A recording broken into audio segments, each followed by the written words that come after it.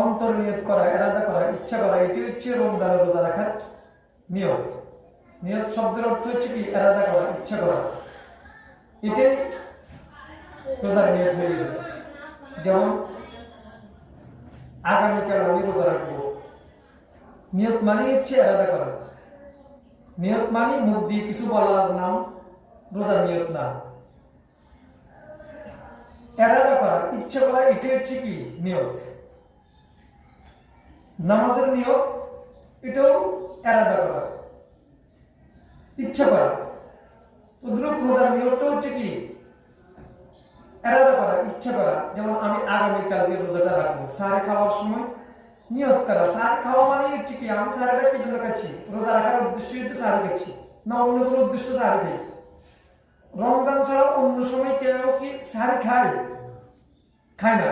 সারে খাওয়াটাই হচ্ছে কি? রমজানের রোজা রাখার জন্য এটা ইচ্ছা করা।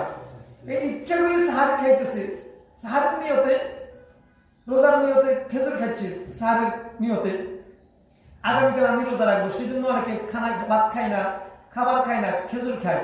এই খেজুর খাওয়াটাই হচ্ছে কি? রোজার নিয়তে এটা তার আগামীকালকে রোজার নিয়ত রাখার ইচ্ছেই কি?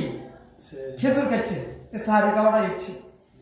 তাইলে খেজুর খাওয়াই, খাবার খাওয়া শেষ রাত্রে, এটাই হচ্ছে রোজার নিয়ত। নিয়ত এটাই হয়ে গেছে। খাবারের মাধ্যমে রোজার নিয়ত হয়ে যায়। মুখ দিয়ে আলাদা করে কি করতে হয় না, বলতে হয় না। হ্যাঁ, কেউ যদি বলে তাতে কোনো গুনাহ হবে না, পাপ হবে না, সমস্যা নাই, বলতে পারবে।